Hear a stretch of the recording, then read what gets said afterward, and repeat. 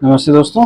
तो जैसा कि पिछले वीडियो में चैप्टर नंबर 9 के पार्ट 1 में हमने देखा था कि फाइनेंशियल प्लानिंग क्या होती है, फाइनेंशियल मैनेजमेंट क्या होता है, क्या इंपॉर्टेंस है उसकी। तो वही हम पार्ट 2 में चलेंगे क्योंकि बहुत बड़ा चैप्टर है तो 2 वीडियोस में कवर करना ही था। ठीक है, 9.6 से हम स्टार्ट कर रहे हैं। कैपिटल स्ट्रक्चर ये क्या है? ये प्रपोर्शन है डेब्ट और इक्विटी का। जो आपका लोनर्स फंड और ओनर्स फंड है उसका क्या रेशियो रहेगा, है ना, ताकि बिजनेस ऑपरेशंस जो है वो अच्छे से फाइनेंस हो सके। तो सारी ही रिक्वायरमेंट्स हम प्लानिंग में पहले ही डिसाइड कर लेते हैं और फिर हमारा डिसीजन होता है कि भाई कैपिटल स्ट्रक्चर क्या रहेगा, डेब्ट कितना रहेगा, इक्विटी कितना रहेगा। ठीक, जिसे हम ओनर फंड और बोरोड फंड या ओनर्स फंड और लोनर्स फंड भी बोल सकते हैं। इनका जो रेशियो होता है उसका एक नाम भी है, डेब्ट इक्विटी रेशियो, यानी कि डेब्ट बाय इक्विटी। इसको इस तरह से भी मेजर किया जा सकता है कि डेब्ट बाय टोटल फंड्स जो है आपके पास, यानी डेब्ट इक्विटी का सम का क्या रेशियो है, ऐसा भी हो सकता है। ठीक, ये रेशियोज भी आप अकाउंटिंग रेशियो चैप्टर में पढ़ोगे। ठीक है, अकाउंट्स में कुछ नोटवर्दी पॉइंट्स हैं डेब्ट इक्विटी के। नेचर, डेब्ट एक बोरोड फंड है जबकि इक्विटी ओनर्स फंड है। ठीक है, कॉस्ट ऑफ डेब्ट कम होती है जबकि इक्विटी की ज्यादा होती है। डेब्ट ज्यादा रिस्की होता है जबकि इक्विटी कम रिस्की होता है। दोनों ही चीजें मैंने आपको बताई थी पहले ही। ठीक है, वही दोबारा बताई जा रही है। फाइनेंशियल लीवरेज और ट्रेडिंग ऑन इक्विटी, ये मतलब कि इसी प्रपोर्शन को ही डेब्ट इक्विटी को ही बोलते हैं फाइनेंशियल लीवरेज। ठीक है, फिर वही बात, कॉस्ट ऑफ डेब्ट is lower than cost of equity, interest paid on डेब्ट इज डिडक्टेबल।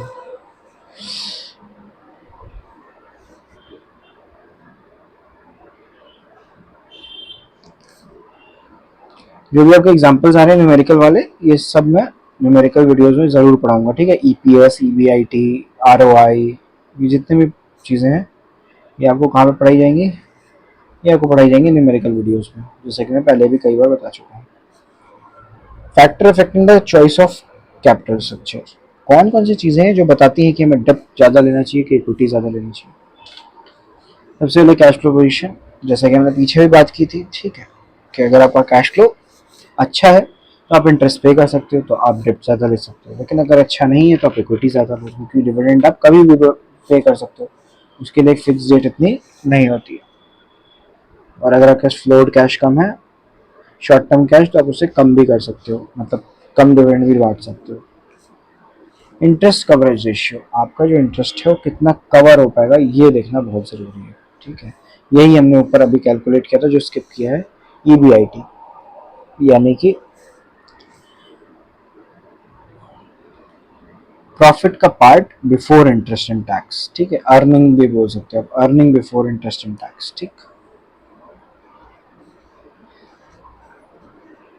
डेब्ट सर्विस कवरेज रेशियो, डेब्ट को आप कितना पे कर पाओगे, ये इसका भी एक रेशियो होता है। रेशियो जैसे कि मैंने बताया अकाउंटिंग रेशियो में सब पढ़ाया जाएगा।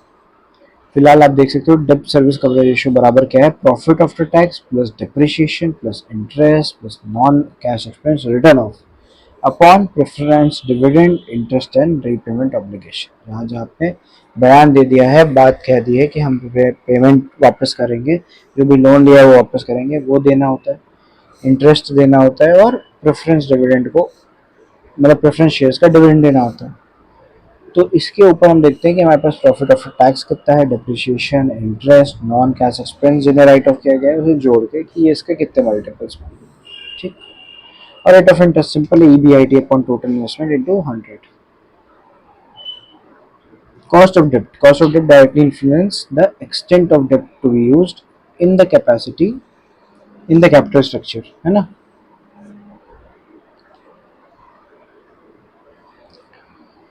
टैक्स रेट वगैरह, क्योंकि टैक्स भी आपका कटता है। ठीक है, इक्विटी की क्या कॉस्ट है, फ्लोटेशन, ये रिपीटेटिव है सब। ऊपर अभी मैंने ये सारे पॉइंट आपको बताए थे, race, flotation cost, cost of equity, control, क्योंकि कंट्रोल करेगा कोई शेयर होल्डर होगा तो। ठीक है, ये सब वही चीज़ें हैं दोबारा से। फिक्स्ड एंड वर्किंग कैपिटल मतलब पिछले वीडियो में होगी। फिक्स एंड वर्किंग कैपिटल, देखिए फिक्स कैपिटल क्या है, जो फिक्स एसेट में इन्वेस्ट किया गया है, जैसे कि machinery, plant, furniture, building, land, इन सब चीज़ों में जो इन्वेस्टमेंट किया जाता है वो फिक्स कैपिटल है। ठीक, परमानेंट चीज़ों के लिए होता है, लॉन्ग टर्म नीड्स के लिए होता है बिजनेस। बहुत ध्यान से ऐसा करा जाता है क्योंकि ऐसा डिसीजन इररिवोकेबल है, यानी कि एक्सेप्ट अ ह्यूज लॉस। बिल्कुल जैसे मान लीजिए आपने कोई बहुत बड़ा ट्रक खरीद लिया अपने बिजनेस के लिए, अब उसे तुरंत आप बेचने जाओगे तो बहुत लॉस होगा आपको, ठीक। तो एक तरीके से आप नहीं बेच सकते, तो या तो आप इररिवोकेबल कह दो ऐसे डिसीजन को, और या तो आप कह सकते हो कि या तो आप ह्यूज लॉस पे बेचो। अब 15 लाख का ट्रक है तो 12-13 से कम में, 12-13 से ज़्यादा में कौन ही लेगा आपसे, मार्केट से जाके नहीं ले लेगा नया।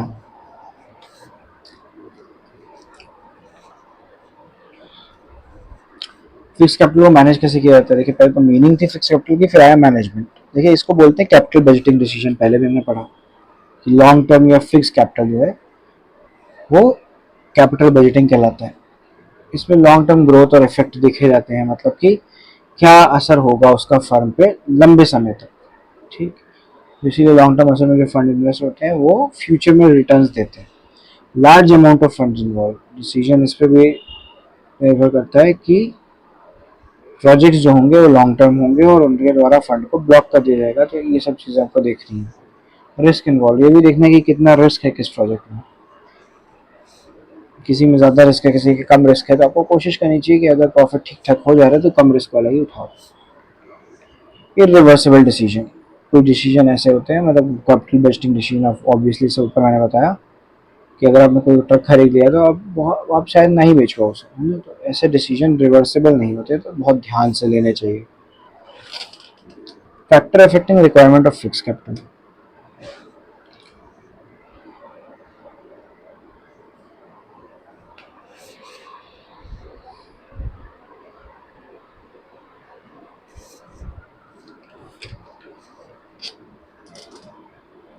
बिजनेस का नेचर, यानी कि आपका जो मेन ऑपरेशन है, ठीक है, जैसे मैन्युफैक्चरिंग ऑर्गेनाइजेशन है, ट्रेडिंग ऑर्गेनाइजेशन है, क्या काम कर रहा है, इस पर बहुत ज़्यादा निर्भर करता है कि आपको फिक्स कैपिटल कितना चाहिए।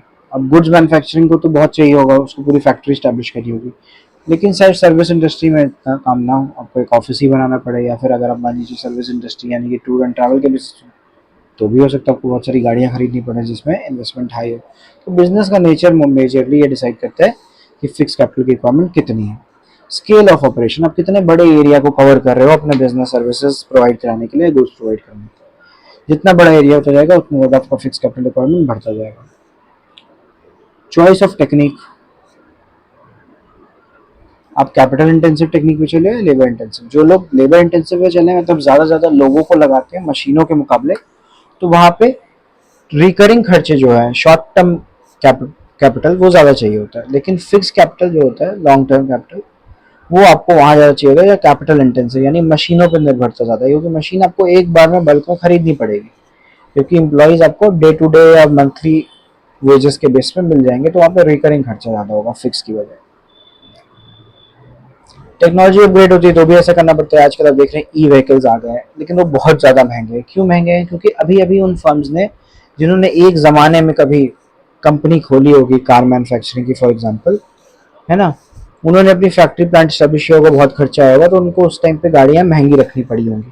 तो धीमे धीमे टेक्नोलॉजी आती गई और उनको केवल थोड़े इंप्रूवमेंट करने पड़ते होंगे अपने प्लांट में, अपने फैक्ट्रीज में, और काम चलता रहता होगा आज तक की डेट में। लेकिन ई व्हीकल्स का स्ट्रक्चर लगभग 80% अलग है, डिफर करता है पुराने जो ट्रेडिशनल मेथड है, यानी कि पेट्रोल कार डीजल कार बनाने के मुकाबले ईवी व्हीकल को बनाने में 80% तक डिफरेंस है।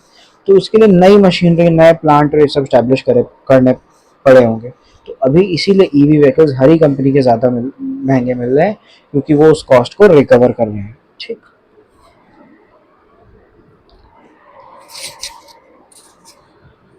फिर आता है आपका ग्रोथ प्रोस्पेक्ट, कंपनी के आगे फ्यूचर के ग्रोथ के प्लान्स क्या है और क्या चांसेस क्या हैं ग्रो करने के।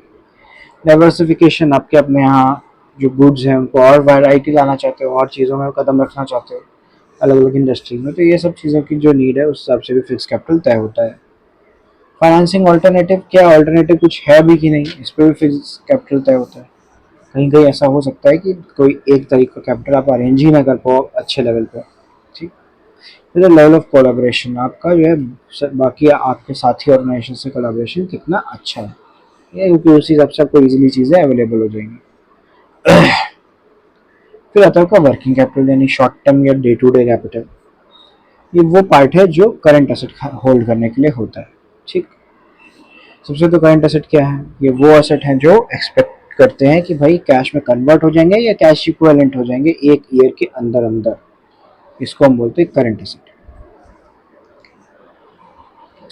इसमें इन्वेस्ट करना हमें डे टू डे ऑपरेशन में मदद करता है, हमारे पास हमेशा कैश फ्लो बना रहता है। इसके एग्जाम्पल क्या है, cash in hand, cash at bank, bills receivable जो ऐसे बिल्स जिससे आपको पैसा मिलना है नियर बाय टाइम में, फिनिश गुड्स इन्वेंट्री, हालांकि ये उतना लिक्विड नहीं माना जाता है फिनिश गुड्स इन्वेंट्री, कि जिस गुड्स में आप डील कर रहे हो वो गुड्स अगर फिनिश्ड आपके पास रखे हुए हैं तो उसको बिल्कुल ही कैश इक्विवेलेंट नहीं बोला जा सकता। इसीलिए ऑर्डर ऑफ लिक्विडिटी में, सॉरी मैंने 1 2 3 करके नहीं पढ़ा है, सबसे पहले आता है कैश इन हैंड या कैश इन बैंक, ये मोस्ट लिक्विड है जब आपको कैश चाहिए है। सेकंड आता है मार्केटेबल सिक्योरिटीज, ऐसे शेयर्स जो आप तुरंत बेचो और बिक जाए। थर्ड आता है आपका बिल्स रिसीवेबल, इसकी एक नियर बाय डेट होती है 30 से 90 दिन के आसपास की, जिसमें आपको इसका पैसा वापस मिल सकता है। ठीक, आप कुछ डिस्काउंटिंग करके बैंक से भी इसको कई बार इनकैश करा सकते हैं। डिस्काउंटिंग ऑफ बिल्स रिसीवेबल आप पढ़ोगे अकाउंट्स में। ठीक है, डेटर्स इसके बाद जिन्होंने आपको आपसे उधार सामान खरीद रखा है, ठीक, वो आपको अपने पैसे वापस करेंगे। फिर आता है 5वें नंबर पे फिनिश गुड्स इन्वेंट्री, यानी कि जिस गुड्स में आप काम कर रहे हो उसके फिनिश पीसेस आपने रख रखे हैं, तो ये आपके क्या कभी भी जब चाहोगे बिक जाएंगे, ऐसा तो होता नहीं, वरना तो हर बिजनेस बूम कर जाए अगर वो जब चाहे उसका सामान बिक जाए तो। लेकिन फिर भी कुछ रेट कम करके सस्ता करके आप बेच तो सकते ही हो, तो इसीलिए ये भी लिक्विडिटी के हिसाब से 5वें नंबर पे सही, लेकिन करंट असेट में आ जाता है। वर्क इन प्रोग्रेस, कोई ऐसा काम, कोई ऐसा प्रोजेक्ट जिसके पूरा होते ही आपको उससे पैसा मिलेगा, ऐसा काम अगर चल रहा है तो वो भी एक करंट असेट कहलाता है। लेकिन इसमें क्या है, इसमें कई बार आपका खर्चा चल रहा होता है उल्टा, तो इसलिए बहुत अच्छा करंट असेट भी नहीं है, इसीलिए 6 नंबर पे है। 7वें पे रॉ मटेरियल, भाई जब फिनिश गुड्स इन्वेंट्री ही आप जब चाहो नहीं बेच सकते, रॉ मटेरियल को तो बना के बेचना है, तो उसकी इन्वेंट्री भी कुछ खास काम की नहीं है। 8 है प्रीपेड एक्सपेंस, लेकिन ये सब करंट असेट है क्योंकि ये मेन इसकी डेफिनेशन को फॉलो कर रहे हैं कि प्रॉफिट देंगे आपको। ठीक, प्रीपेड एक्सपेंस ये तो बिल्कुल करंट असेट के एकदम लास्ट में आना ही चाहिए था, सही है।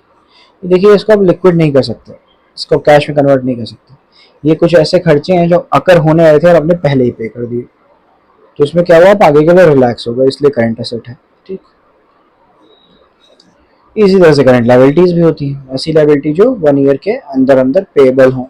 ठीक, जैसे वहाँ बिल्स रिसीवेबल था जो बिल हमें मिले हुए थे, वैसे बिल्स पेएबल होता है जो हमने दे रखे हैं। क्रेडिटर्स, जैसे डेटर्स था कि जिन्होंने हमसे उधार सामान खरीदा, वैसे क्रेडिटर्स हैं जिनसे हमने उधार सामान खरीदा, तो इन सबको वापस करना बहुत जिम्मेदारी है एक फाइनेंशियल मैनेजर की, तो वो कोशिश करता है सब कम रहे। लेकिन ये करंट लाइबिलिटी है, शॉर्ट टर्म। आउटस्टैंडिंग एक्सपेंस, ऐसे खर्चे जो आपने अभी तक पे नहीं किए। Advances receive from customer, customer ने एडवांस में पैसे दे दिया, उसका सामान अभी बन के तैयार भी नहीं हुआ, ये सब क्या है, current liability. Types of working capital, अब वर्किंग कैपिटल कितने तरीके के होते हैं, वो तो उसके कंपोनेंट हो गए थे, करंट एसेट करंट लाइबिलिटी। तो सबसे ज्यादा है ग्रॉस, जो सारे करंट एसेट का सम टोटल होता है। और फिर आता है नेट, नेट होता है current asset minus current liability. ठीक, क्योंकि जिस तरीके से करंट एसेट बहुत शॉर्ट टर्म होते हैं, अब जब चाहो आपको पैसा मिल जाएगा, वैसे करंट लाइबिलिटी आपको जब चाहो जब वो चाहे आपको पैसा देना भी पड़ेगा। ठीक, concept of operating cycle,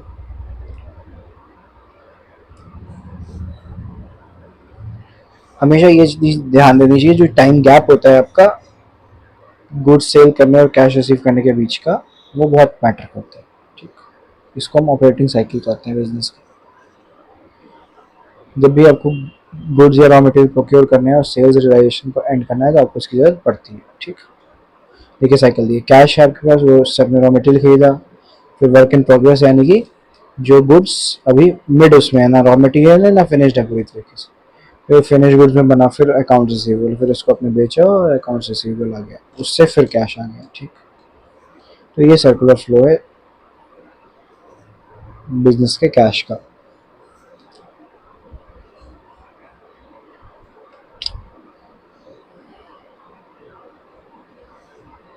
goods procure करना और उसको सेल्स रेवेन्यू को रियलाइज करना, इसके बीच में पूरे टाइम टेकन को ऑपरेटिंग साइकिल कह सकते हैं। Factor affecting working capital requirement. अब वर्किंग कैपिटल कैसे डिसाइड होता है भाई? देखिए नेचर ऑफ बिजनेस, फिर से अगर उसको डे टू डे बहुत ज़्यादा खर्चे की जरूरत है तो वर्किंग कैपिटल ज़्यादा होना चाहिए, नहीं ज़रूरत है तो कम होना चाहिए। स्केल ऑफ ऑपरेशन, कितने लार्ज स्केल पे आप कर रहे हो, क्योंकि उस हिसाब से आपका वर्किंग कैपिटल बढ़ेगा। बिजनेस साइकिल,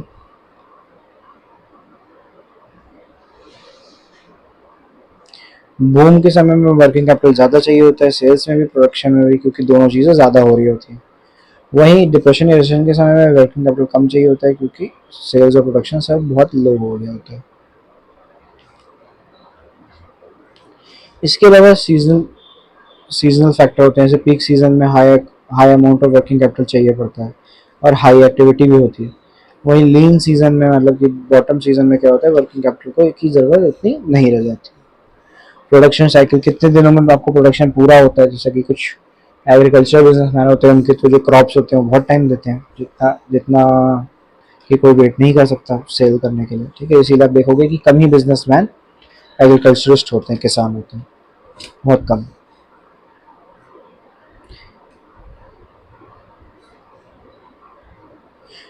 कंपनी की क्रेडिट पॉलिसी होती है जो डिटरमाइन करती है कि इतना टाइम पीरियड आपको मिला करेगा कि कंपनी के जो सेल्स प्रोसीड है, मतलब कि जो भी सामान बेचा गया उससे जो पैसे मिले हैं वो कलेक्ट हुए हैं कि नहीं, या तक का क्रेडिट अलाउड है। क्रेडिट अवेल्ड, ऐसे ही आपने भी कहीं से कुछ उधार उधार ले रखा होगा, अगर वहाँ आपका इंटरेस्ट छूट जाए कुछ हो तो ये भी आपका शॉर्ट टर्म में आएगा। Availability of raw material available रहना चाहिए हर समय, इसके लिए शॉर्ट टर्म कैपिटल होती है। ऑपरेटिंग एफिशिएंसी,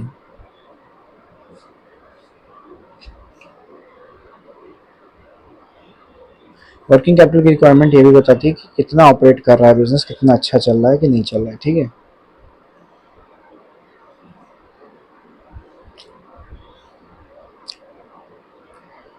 लास्ट के पॉइंट बचे हैं आपके, growth prospects, level of competition और इन्फ्लेशन। ग्रोथ प्रोस्पेक्ट ये बताता है कि भाई कितना आगे जाके हायर प्रोडक्शन हो सकता है, सेल्स टारगेट अचीव हो सकते हैं, जिससे कि वर्किंग कैपिटल और ज़्यादा बढ़ेगा, तो उसकी क्या ज़रूरत पड़ेगी, ये सब आप तय कर सकते हो ऐसे।